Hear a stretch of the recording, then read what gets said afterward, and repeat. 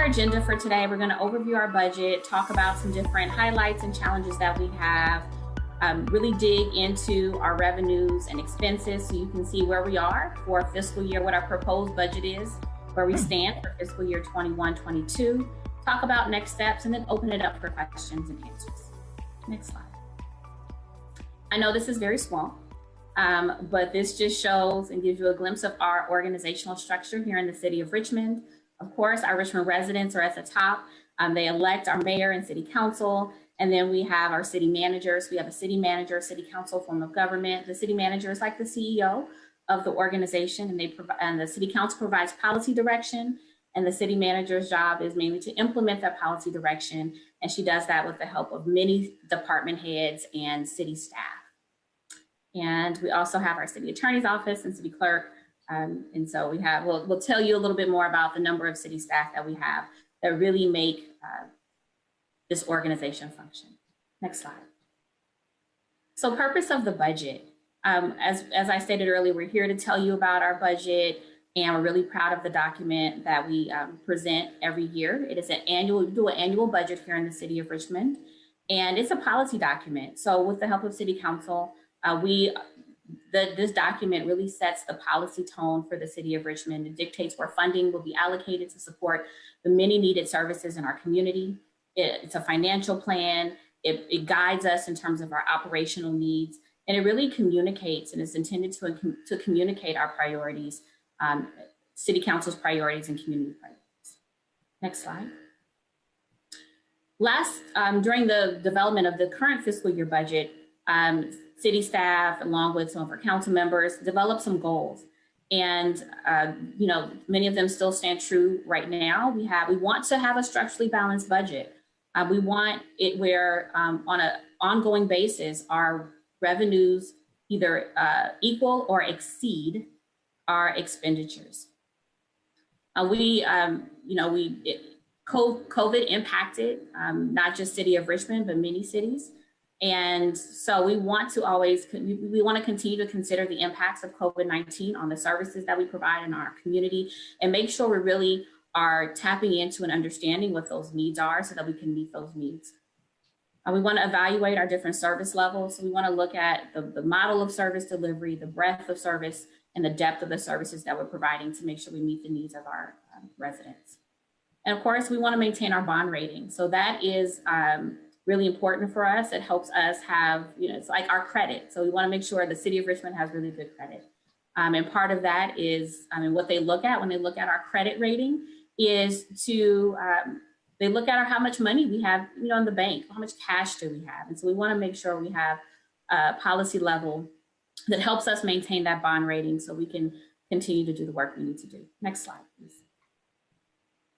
So in terms of our process, what we do annually to bring eventually a balanced budget to City Council for their adoption by the end of, before July 1.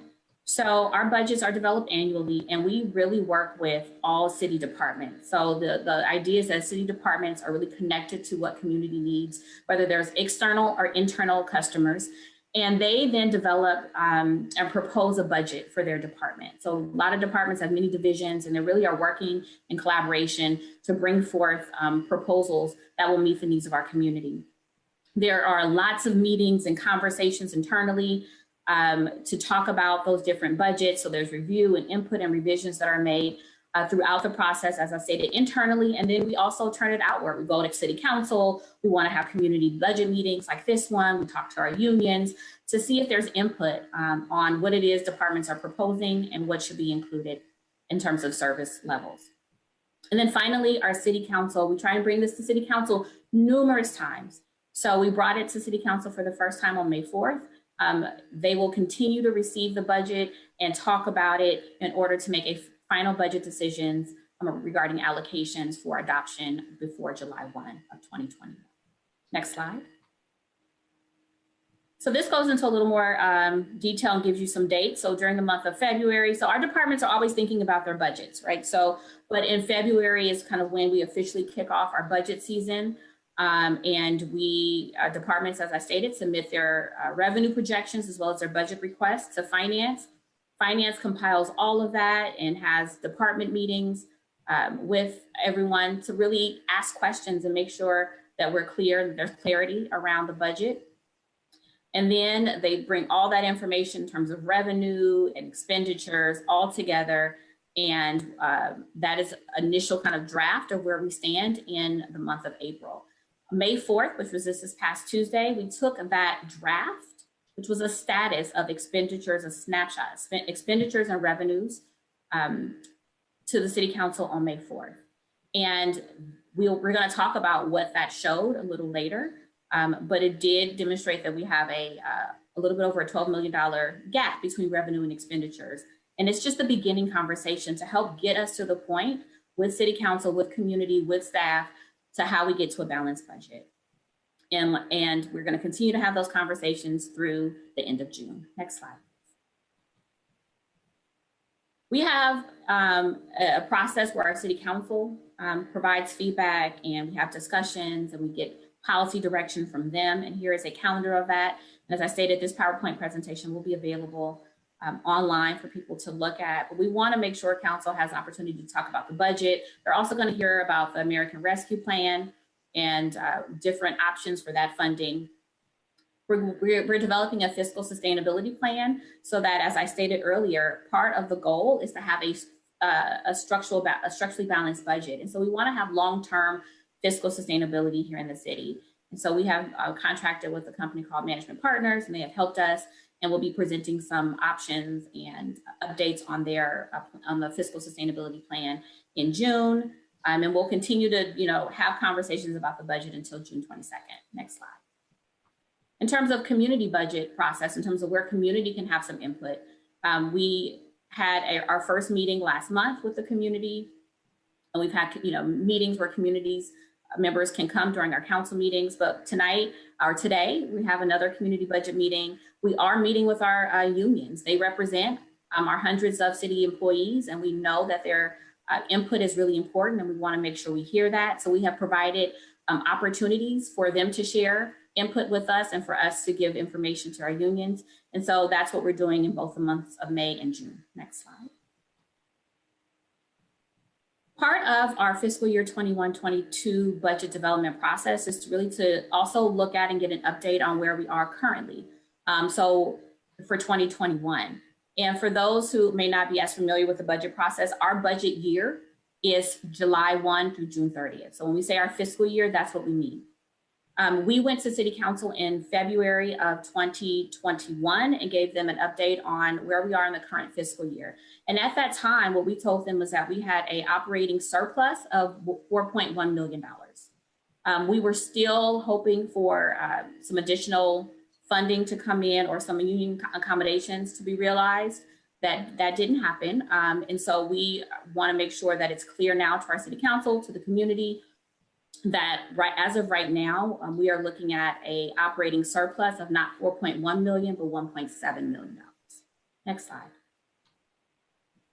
Some things we are really proud of. So city staff works really hard. I just want to thank Antonio, Belinda, the finance director, Delmy, our accounting manager, and finance department staff, Bert and Vernesia, who are our analysts, who are holding it down, but all the rest of finance staff are just really doing a really wonderful job to help us be really proud of all the work that we're doing in finance, as well as the city of Richmond. So a few highlights.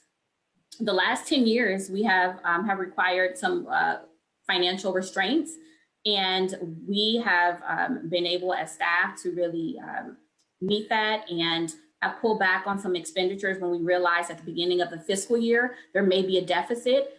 We're hoping for increased revenues throughout the year, but we also are trying to,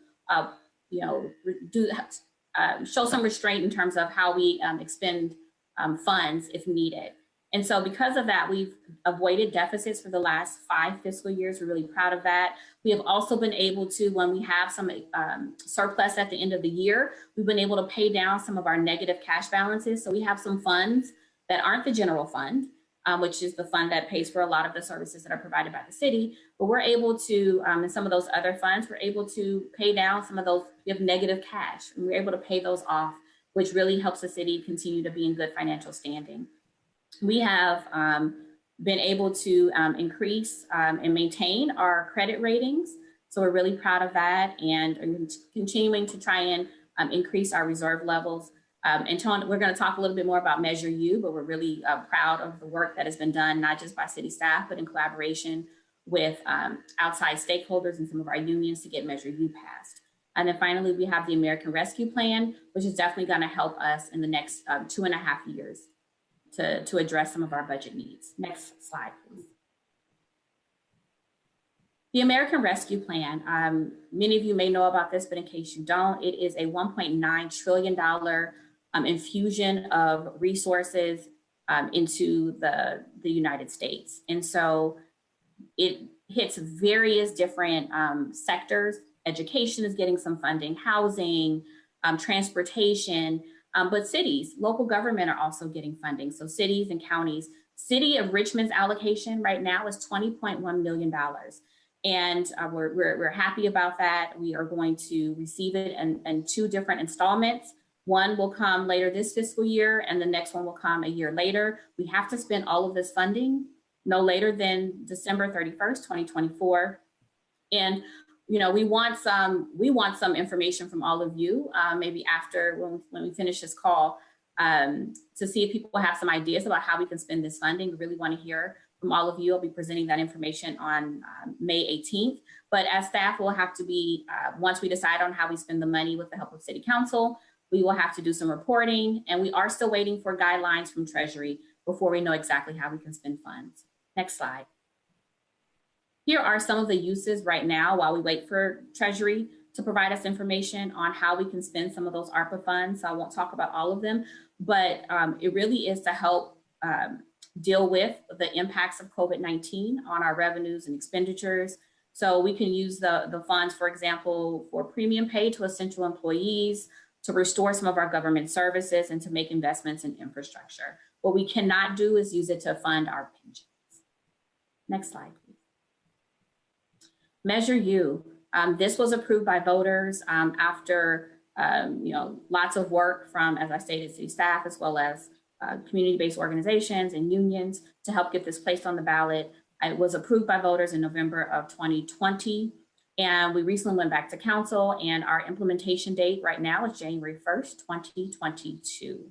And this does change the way in which businesses will be taxed. And so instead of looking at current employees as the basis for that, the new methodology will be based on gross receipts from businesses. Next slide, please.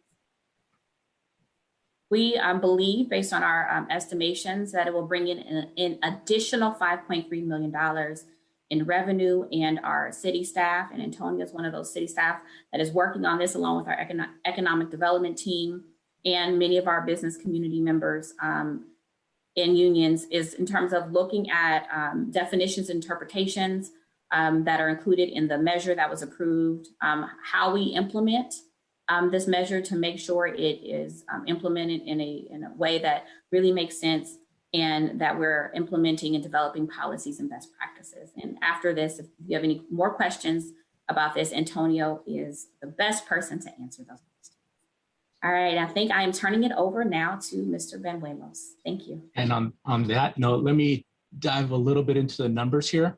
So what we presented to City Council this past Tuesday are the numbers that were submitted initially by the departments.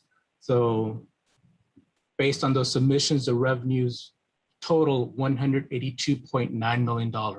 That's $7.1 million more than our mid-year amounts, a 4% increase. Expenses, on the other hand, go up to $195.5. So it's a almost $24 million increase, and close to 14%. This leads us to a current deficit of $12.6 million. Again, these are initial submissions by the departments. The major changes from the mid-year fiscal year 2021 to the current draft of the budget for 21-22. Let me talk a little bit about that. On the left-hand side, you see the revenues for the general fund. Property taxes, we see an increase of $2.4 million. That's primarily based on assessed valuation. Even though most people will see a modest increase of 1% based on the Prop 13 formula and the state CPI increase, property taxes going up higher than that because many very large properties sold in Richmond this past year. So we had an unusually situation where many properties, we're talking properties selling for over $100 million. That doesn't necessarily happen every year. We had more than one case happen this year. So that's good for the city of Richmond revenues. Sales tax, we see an increase of 4.3 million. When COVID first started, sales tax was the revenue stream that most people feared, most economists feared would be most hit by the city of Richmond. In some cities, it has hit significantly, especially cities that are based on tourism. Richmond isn't based on tourism. So although it did go down, it did not go down as much as we feared. The city of Richmond is bolstered, the sales tax component is bolstered by the three big box stores, which is Costco, Walmart, and Target. So they've been doing fairly well. They've probably gone down a little bit, but nothing significant this past year. And we foresee them to continue steady growth going forward. Utility user tax. This has many different components with it. Some of them, like telecommunications and cable, have been going down for the last 20 years. Others, like gas and electricity, have been slightly going up every year. So it's a fairly stagnant revenue stream. So we're just expecting $500,000 in growth for next year. Other taxes, especially documentary transfer tax. That's the one I mentioned. Revenues come from this. Whenever a property sells in the city of Richmond gets a percentage of that sale. Or we'll get there's a tax added onto the sale that's collected by the county for the city of Richmond. Voters in 2018, I believe, approved a new measure where the tax that is charged is actually tiered. So the higher the property value, the higher the tax that's collected by the county for the city of Richmond. Because of all the sales that we have had in fiscal year 2021, the documentary transfer tax went up significant. Previous years, we usually get about $6 to $8 million. This year, we're probably going to get closer to $15 million. We can't necessarily expect that to happen next year. So although we might get $14-15 million this year, next year, we're probably going to be closer to $8 million. So we're reducing the comparison there. And that's why you see a decrease in other taxes. For business license tax is actually a category that's included with other fees and charges, but the net increase is $6.1 million, and the vast majority of that is based on our estimates for Measure U, the business license tax proposal that was approved by the voters that gets implemented this coming fiscal year. So overall, we see an increase in revenue for the general fund of $7.1 million. That's a 4% increase. On the expenditure side, for personnel, we're seeing $19 million increase. That's a combination of salaries and benefits. So, and it's made up of several things: cost of living adjustment, just regular steps for employees, CalPERS going up for the city, and various other things along those lines. Professional service going up modestly of $200,000. Same thing with other expenses, 0.6. Cost pool is going up $2.8 million. The majority of that is a vehicle replacement. And finally, and the last major increase for the expenditures transferred out. This next fiscal year is the first year where the city is funding the Kids First initiative that was passed by the voters a few years back.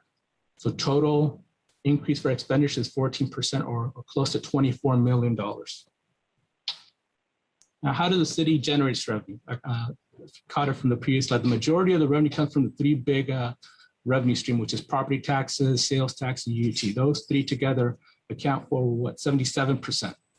The other significant ones are going to be licenses, permits, and fees, which has the business license tax, and the other taxes, which has the documentary transfer tax. An operating transfer, which is also close to $10 million, that's actually a property tax that's collected a little bit separately, but some of that rolls over into the general fund.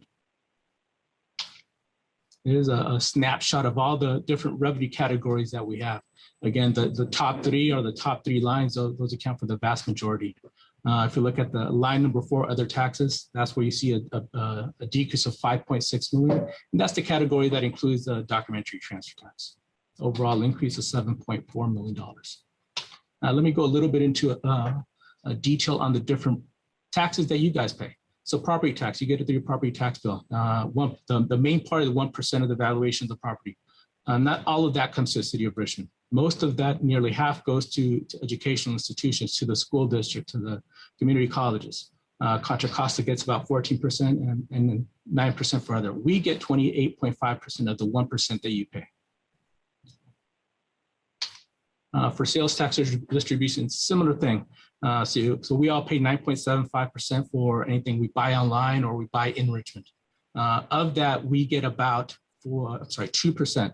1% was called the Bradley Burned, which is the technical term for something that was approved by the state a long time ago. So we get that 1%. Every city gets that 1%. Anything above 7.25% base has to be approved by the local voters.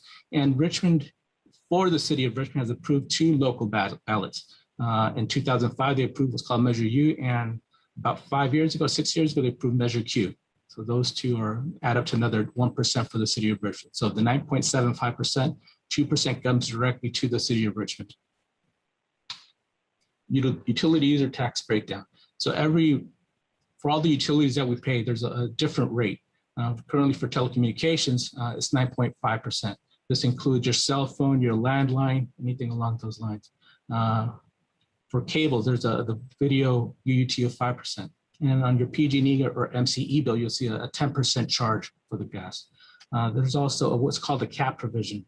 If any business in Richmond does not want to provide actual data, they have the option to pay the cap provision. And currently it's close to $24 million this year, but it goes up or down every year based on a CPI inflator. And there's also a tax settlement with Chevron, currently paying $4 million per year, and that's set to expire in a couple of years. So they'll have to pay the full amount off. On the other side, how do we spend our revenue? The vast majority, 76% goes to salaries, wages, and benefits. The next larger item is going to be a cost pool, which is how we pay for certain things, cars and other services that are spread out throughout the city.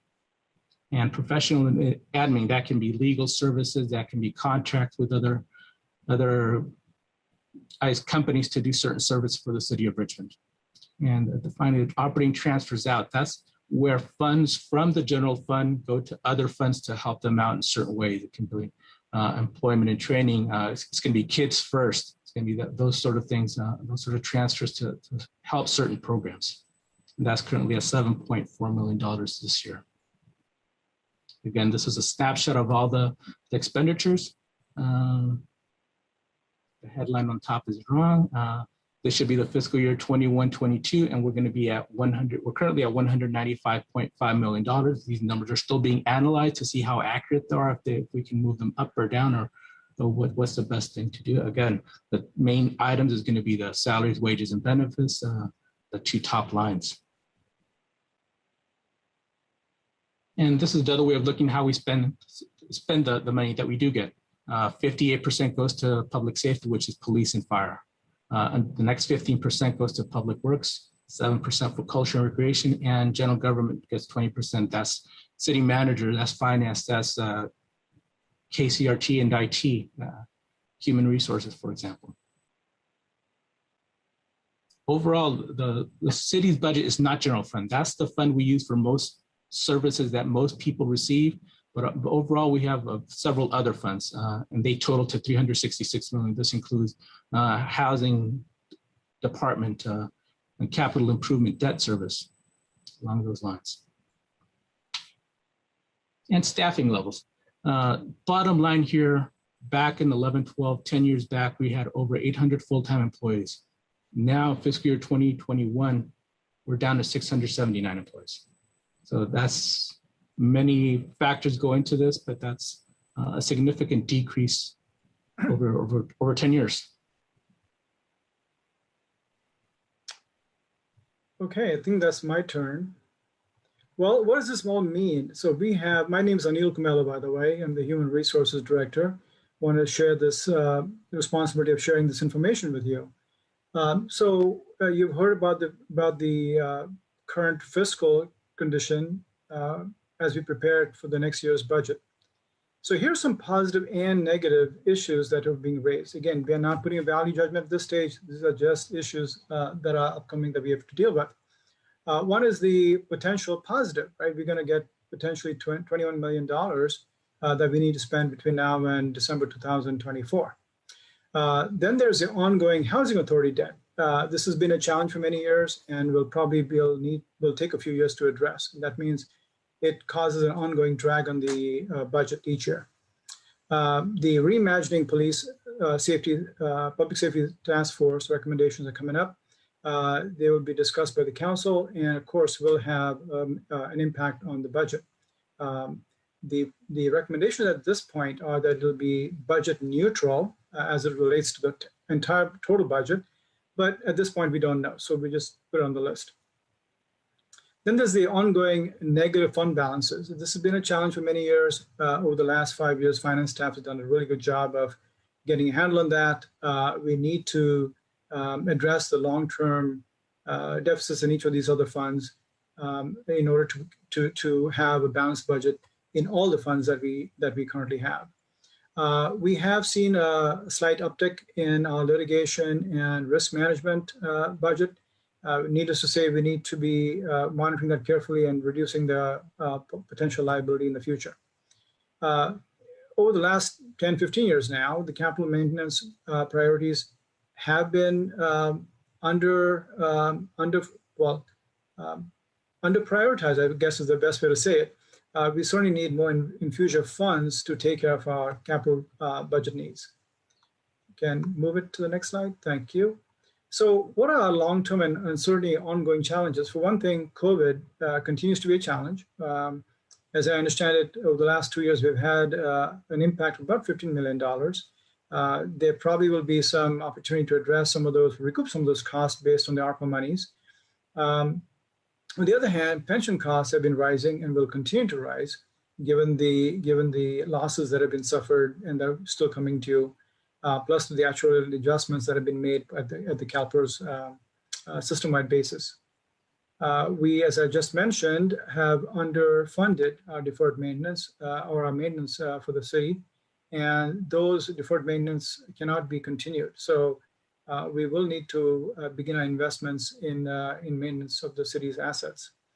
Our reserve policy, ideally based on general accounting practices and recommended best practices, is at 2 months or 17%. We are finally hitting the target of 15%, which is great compared to where we were a few years ago, about 7%.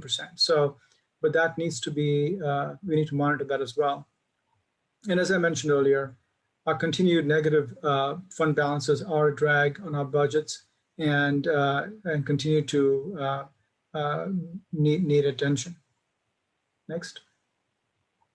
So one of the things that we learned from a few weeks ago from the management partners study is, remember, management partners were hired by the city to help us create a strategy on how to avoid repeating the annual struggles that we have. I mean, for the last 10 or more years now, every single year we have budget deficit.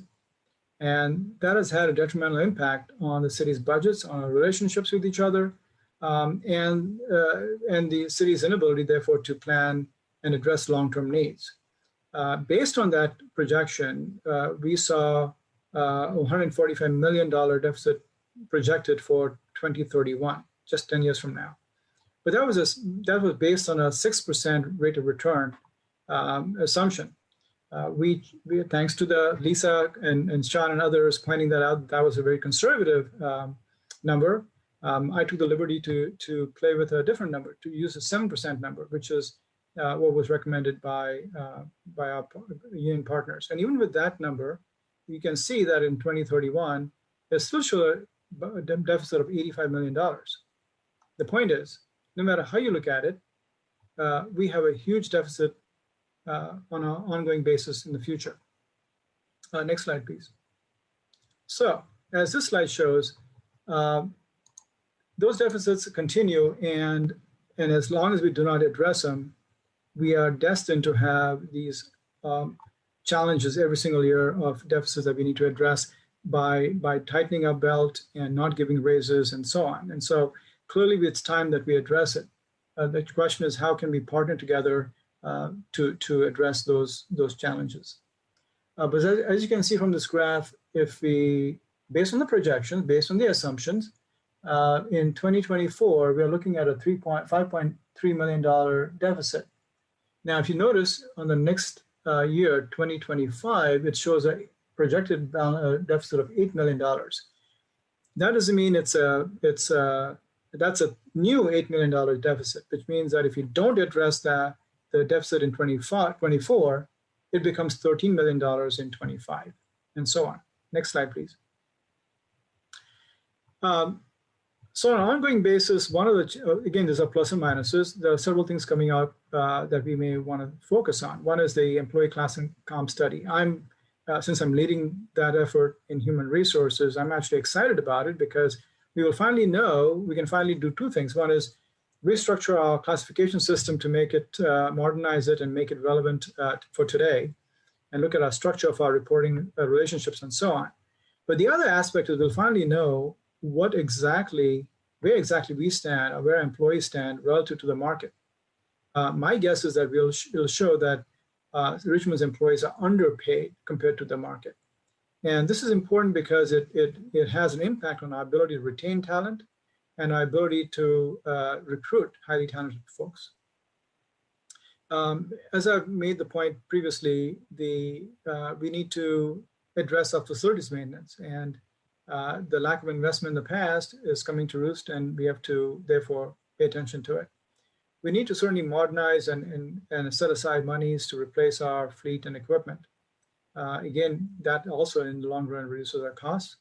We need to build back and replenish our funds in order to pay for OPEB, which is other post-employment benefits, primarily medical benefits.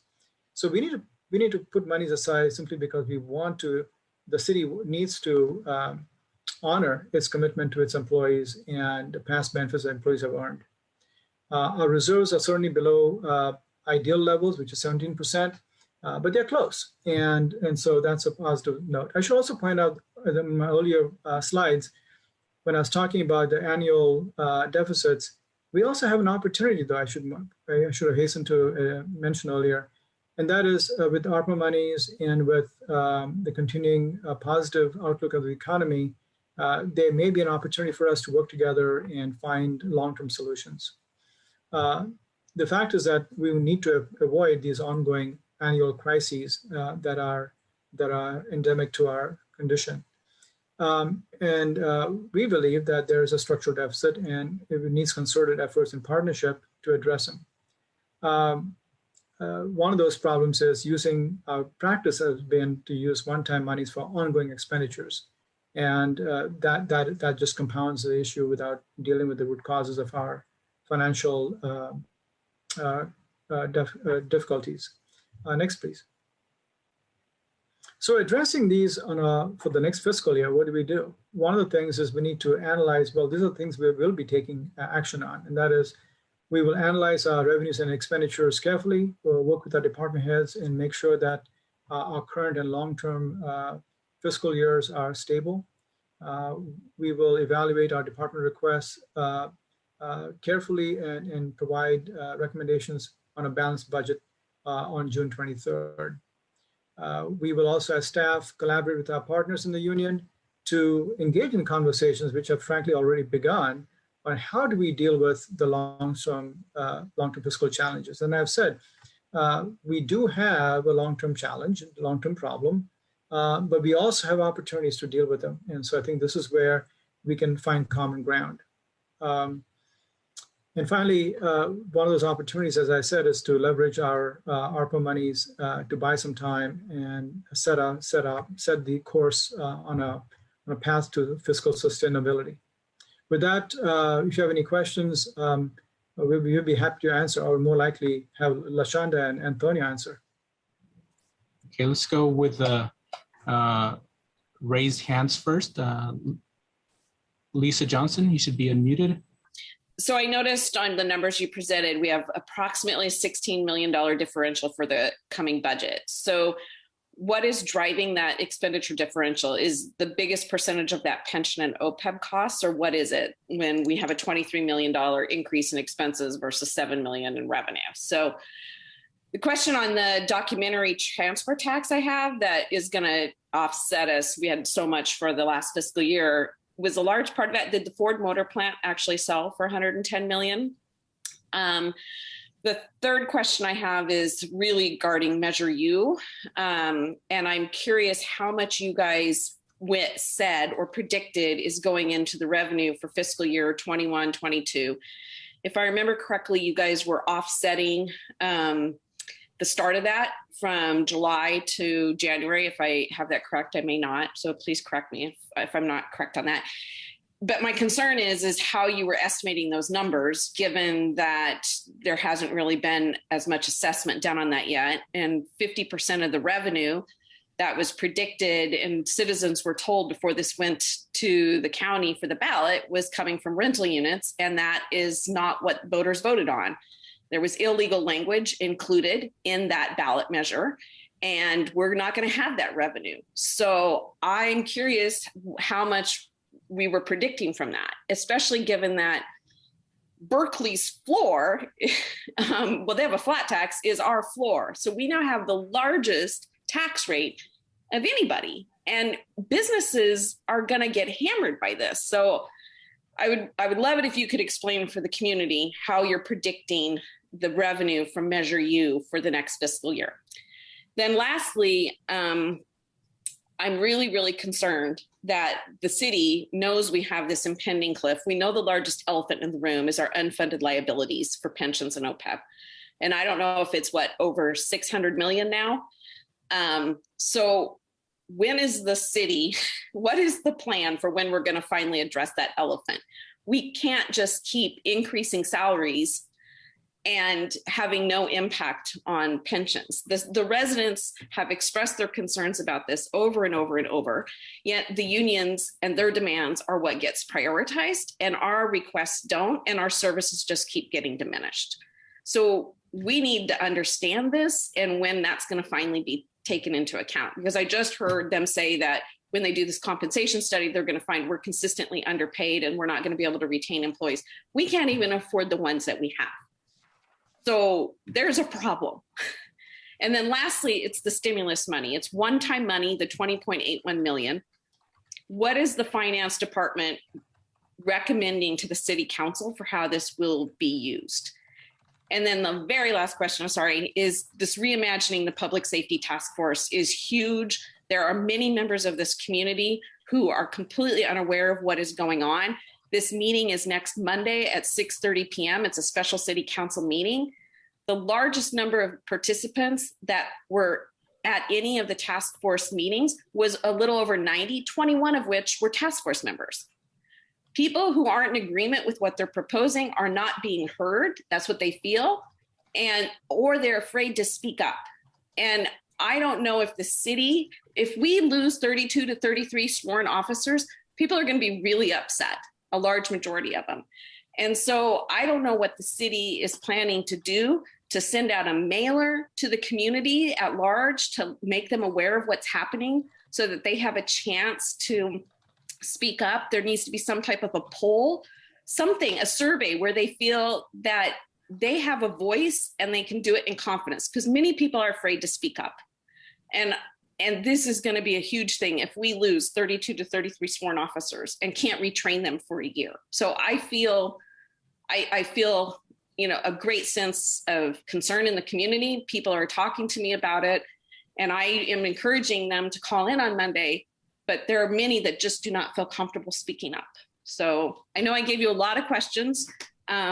So thank you for your time, and thank you for meeting with the community. I really appreciate that you guys are doing that this year, and I totally support it. Thank you.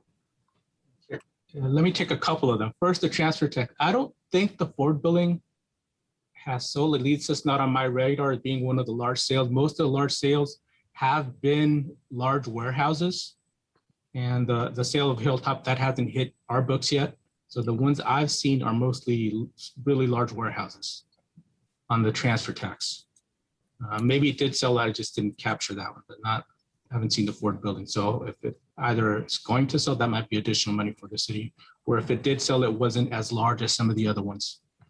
In reference to Measure U, the forecast was considered a conservative forecast, was based on sales tax data for the most part. So that doesn't capture all the gross receipts for all cities. We'll post an RFP for assistance with implementation. Part of the assistance is to review the forecast, to see how accurate they are, to see how the numbers really pan out with more databases to pull information from, not just the sales tax. So that's something we're working on, and we'll come back to City Council in a few weeks, hopefully.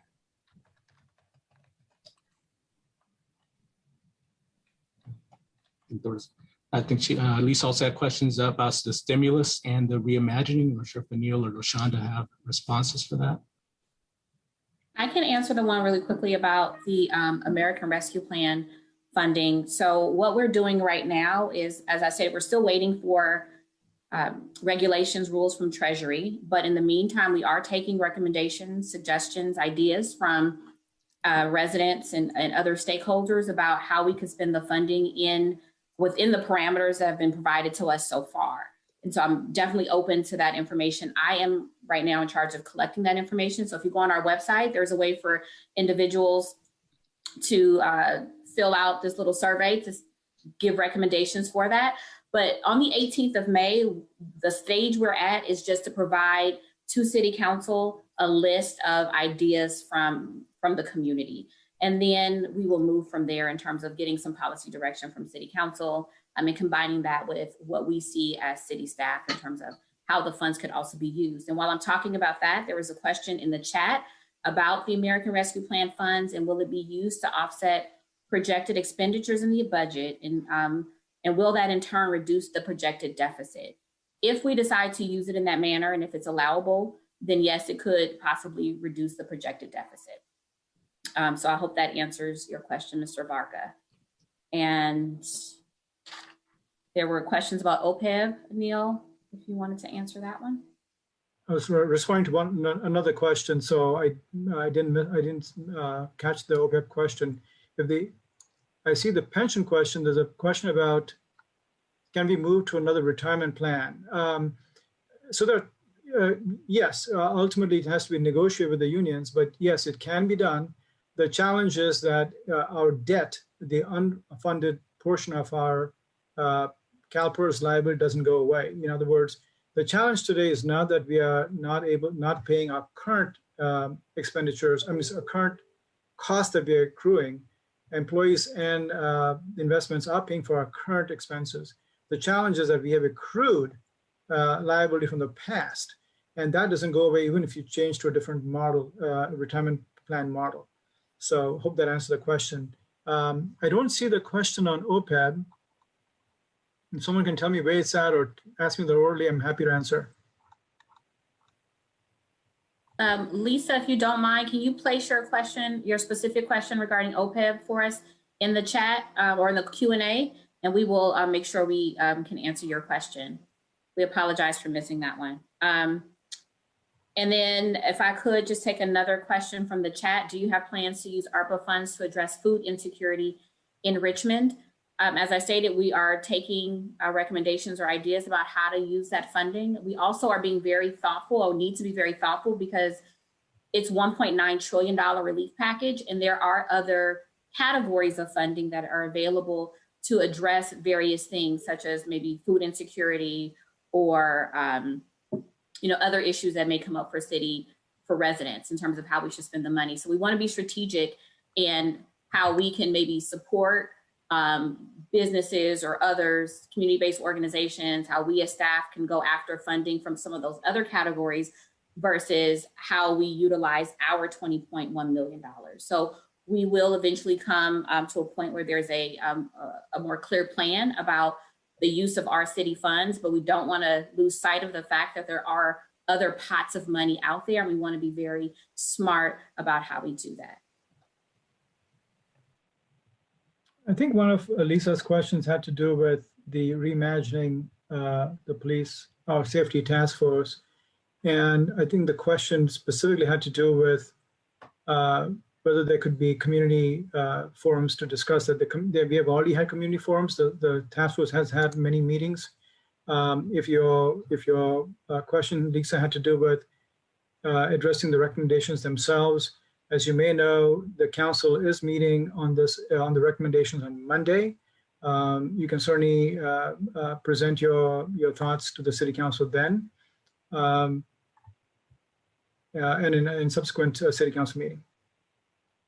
Yes, LaShonda, thank you for that presentation. So I do want the record to reflect that I was the one that did the reorg chart. So it was my idea to get 2 deputy CMs. So that's one question. That's an accomplishment. So that's one. But the other questions I had was and I know this sounds a little silly, but has department heads put in requests, like to get some additional,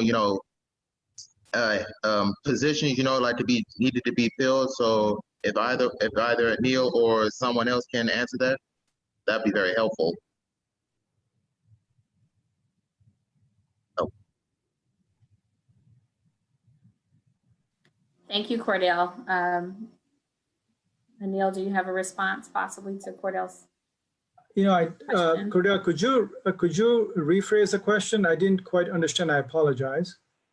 Hold on. So the question was, has department heads seeking to to fill some positions that have been vacant for quite some time? Okay, so you're asking our department heads working to fill the positions that have been vacant for some time. If they are funded positions, my guess is that every department head wants to fill every single funded position they've had. I can tell you that in human resources, we want to assist our department heads to fill the positions. If they have been vacant for a long time, despite our efforts, it's probably because I know there are a couple of positions of those kinds that fall in the category. And it's usually because we just are having a hard time, given the city's compensation structure, to attract and fill certain difficult to fill positions. So I hope that answers your question. And I see Jan had a question on when we hire new employees, will they be part of a new retirement plan and save the city more money? First, we don't have another retirement plan right now. Every single new employee that comes into the city is part of the current CalPERS agreement. And that's because if we want to move away from CalPERS, we would need to either sever our contract with CalPERS, and before we do that, negotiate such a separation with our unions. And that's not been done yet. We have not gotten direction to do so.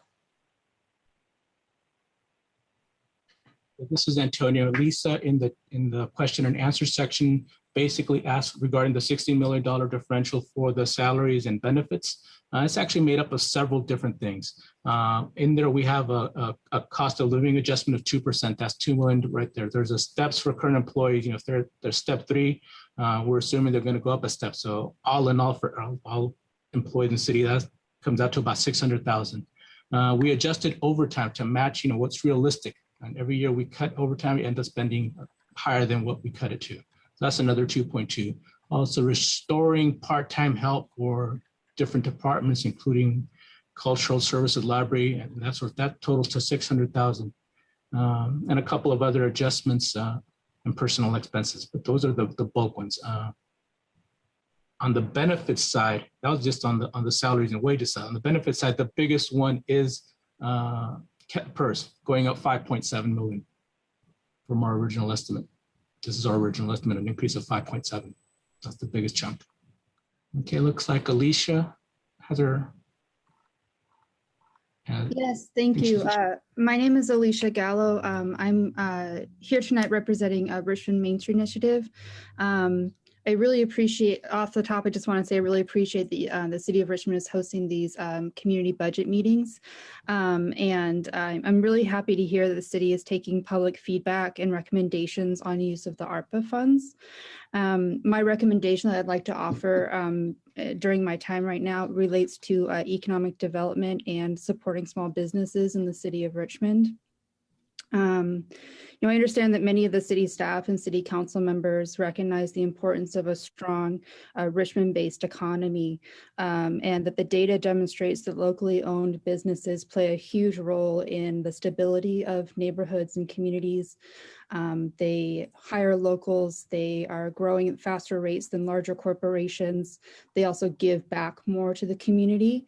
And so my recommendation would be for the city to consider looking at filling some of those vacant staffing roles within the economic development department to be able to support both existing businesses and the creation of new businesses, and also to consider creating grant programs to support the economic development and small business support community organizations that are working in Richmond and have been really crucial in supporting small businesses through the COVID-19 crisis. We're continuing to do that work. And although there are other funding resources available for nonprofits, I can report back that from personal experience, those are not always easily available, and so they're not as easily accessible or equitably distributed to the organizations who are doing a lot of the kind of boots on the ground hard work to really support equitable economic development in areas, especially those that really need it, like the city of Richmond. And I really feel like the city of Richmond could be a leader in helping to support a more collaborative approach to supporting small businesses. And so that's just the recommendation that I wanted to provide during this time. And I definitely look forward to submitting that recommendation and any other ideas that we might have through the city's online form, and also would be happy to have conversations with folks as well. Thank you so much. Thank you so much, Alicia. And I'm hoping everyone can see in the Q&A, I put the link to the website to be able to go and provide feedback on the page. It'll be this big blue bar you can click, and there's 2 questions. Do you have any thoughts or ideas, inputs around the fiscal year 21-22 budget in terms of funding, but also do you have recommendations around ARPA? And I'll put it also in the chat. Respond to Lisa Johnson's question on OPEB and the general issue of budget. I'll just say that clearly the city needs to balance, we need to provide excellent services to the community, and that's continues to be our goal.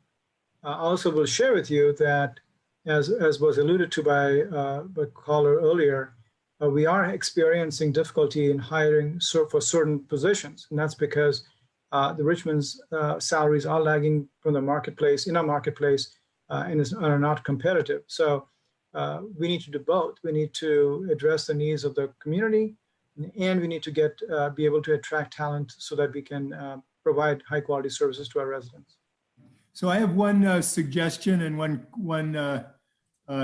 question, and maybe it's really a request that you add it to your list of future planning, worries, concerns that really need to be on the table as kind of, I guess, what you call worst case scenario planning, so that we're not surprised and we have our eyes wide open. So what that one is that I don't know about you, but I was looking for a 50-year cash flow analysis of the Point Melody project.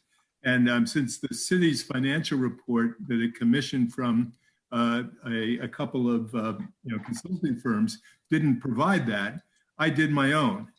And when I plugged in 1,452 housing units selling at, a 1.1 million or something average, I found out that there was no remote possibility of the property taxes and the sales tax from new residents in any way coming close to covering the costs of a 3-shift fire station. It just isn't even close. So I worked it out. To me, and I increased property taxes 2% a year, every year. I wasn't trying to make it look as bad as I could. I was trying to make it look as good as I could. And I came up with $150,000 over 40 years. $150 million in deficits to the general fund over 40 years.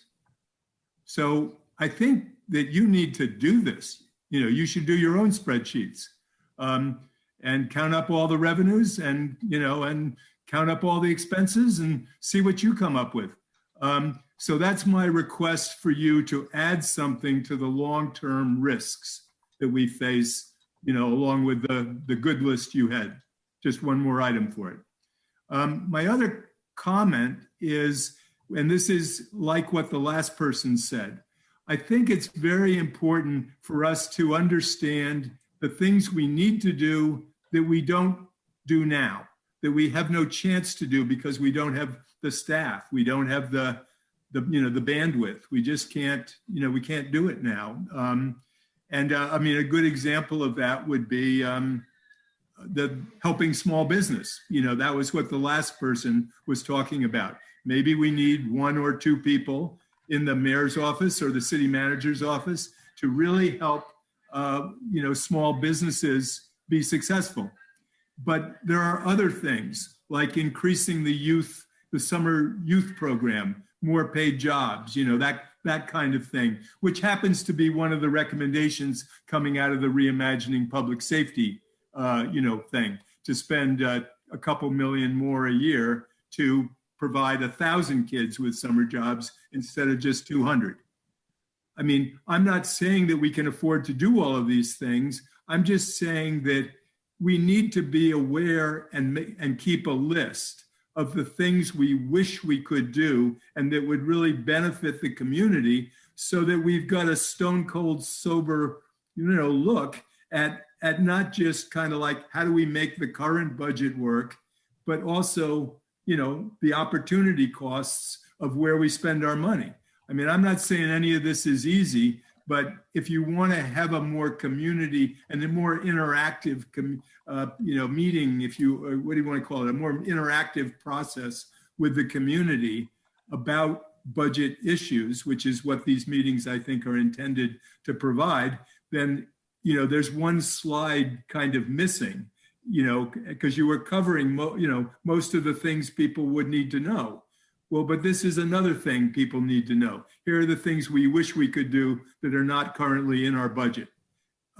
It's just a suggestion, because at the end of the day, the needs keep bubbling up, and there's a lot of frustration that we don't have some of the, maybe it's all, and that takes us to grant writing, it takes us to all sorts of things. But, if we need to be clear and make decisions about our priorities for the things that we don't do now, as much as for our priorities for how to manage what we do now, if I'm making myself clear.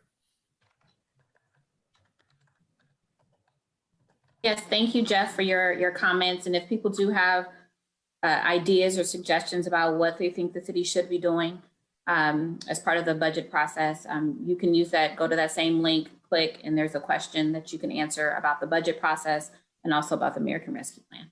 Okay, will do. Thank you. So I know we are past time. I'm happy to stay on. If people need to leave, we understand and respect that. I don't know if it's okay, Anil, for us to take Jim Becker. He had a question in the chat, and he also had his hand up. Certainly. Happy to do that. Great. Thank you, LaShonda. Can you hear me okay? I'm traveling, so I hope you can hear me. Yes, okay, great. I'm Jim Becker with the Richmond Community Foundation and RCF Connects. And I'm curious how either this budget or the city's financial planning process in general is looking into deferred maintenance, particularly related to its parks and community centers. I think there's some strategies that we could work together on around that, but I'm curious how that plays into this budget.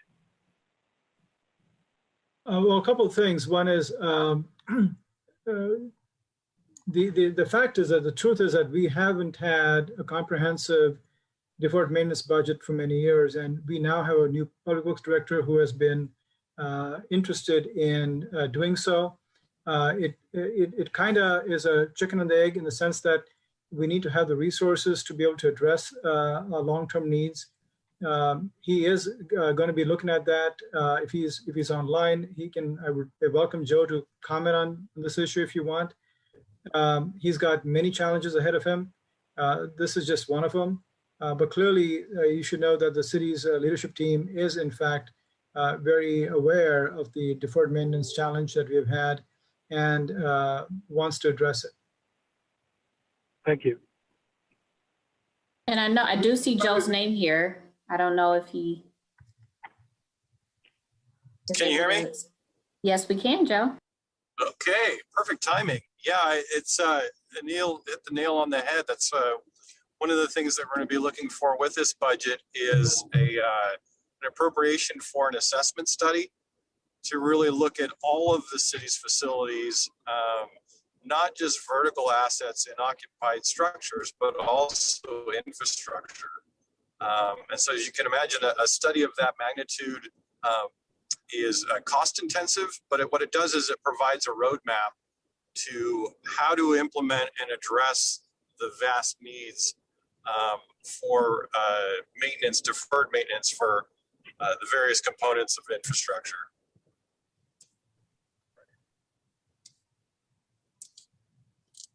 Thank you, Joe.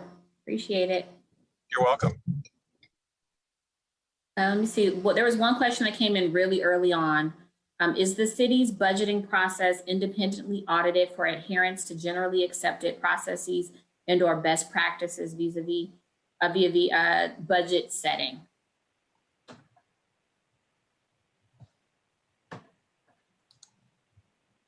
Antonio or Anil, in terms of, I know we do, our budget process isn't independently audited, but I know the city is audited every year. Yeah, I think I answered. So sorry, Antonio, I'll let you answer that. But generally, yes, you're right. There's a difference. The budget process is not audited, but I probably misstated in the chat to Gilbert's question. Okay. The city's finances are audited, so the budget process is not, which is more of a standard process. Antonio, you want to correct me if I'm wrong? That's correct. Additionally, we do submit our budget plan to a couple, for review with the California Society of Municipal Finance Officers and GFOA, governmental financial officers, and it meets their guidelines in the process and what's included, what's not included, and how it's set up. I'm not sure if that's exactly what they're looking for, but that's another review that we do. But as far as I know, the audit isn't of the budget. I mean, they'll look at components of the budget to see, they'll ask why you budgeted a certain thing if it's off one year, for example. They want to look at our reasoning for looking forward to something that didn't happen or not anticipating something. That's something that they do review.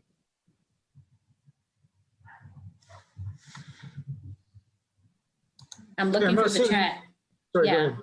I was just saying I was looking through the chat to see if we had missed answering anyone's questions. I think from the basic themes, all the major themes have been answered. So unless there's any burning question out there. Something I want to know, I think somebody asked in the chat, will we get any Measure X money? I'm thinking we will, but I have no idea if it's, if we have to lobby for it or if it's part of the county's plan to divvy it up a little bit to the cities. Anybody know? What I do know about Measure X is that there's a committee that was formed where each of the board of supervisors was able to appoint a number, and then there were some at large, so they could appoint some from their area, and there was an at large number of participants or committee members, and that collectively, I think that body is going to make some decisions or make some recommendations around Measure X funding, if I'm not mistaken. So I'm not sure who Supervisor Joy is selected for that as part of, since he's our supervisor, but thank you for bringing that up. Do we want to, I leave it up to the group. Do we want to take the two more hands that are popping up? I don't hear a no, so John Varga. He muted himself. Thank you so much. I actually had a question in the Q&A that I just wanted to direct your attention to. and I won't bore you with repeating it. So you can find it there. Maybe answer the other person's question while reading that one. I appreciate it. John, it was very specific, so I didn't want to take a stab at it. What we will do is, since we are always oftentimes in contact, I'm copying that down for myself, and we'll get staff to look at it and get back to you on the precise response. Great, I appreciate that. Thank you.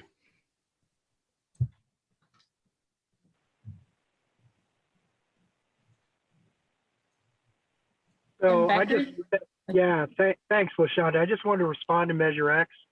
So one of my staff members, Mariana Moore, who leads our Ensuring Opportunity effort, has actually been selected as the chair for Measure X. So the Measure X committee. So I will reach out to her and make sure that we keep the city apprised of the process. Definitely appreciate that and that partnership. Thank you, Jim. You're welcome. Oh, hey, I have one quick question regarding overtime. Last year during the budget process, you guys showed a fascinating slide where you showed, I think, what you guys always cut budget down, the overtime budget down to. And every year it was consistently overspent by almost the exact same amount. Like, it was like clockwork. It was a fantastic slide. So how are you guys going to address the overtime issue with this financial budget? Because even with fiscal year 2021, I think when you guys started giving the monthly updates as requested, we were already overspent on overtime within the first month by a significant percentage. So what is the magic answer there? Because we consistently cut it to come up with, quote, a structurally balanced budget. And it's a joke because it's consistently over every year by almost the same amount. So departments looked at their budgets and they budgeted a more likely scenario. That's one of the increases in the salaries and wages that's one of the line items within salaries and wages, $2.2 million increase for overtime this year, 21-22. All right, great. Okay, I guess we'll say that's the last question. Well, thank you very much for participating in this question and answer session, as well as our presentation. Happy to answer any other questions you may have. And do not forget to go to the website. It is off of our finance department's website, and you can get information on that website with regards to the fiscal year 21-22 budget process. And we look forward to any feedback and input you have. Thank you.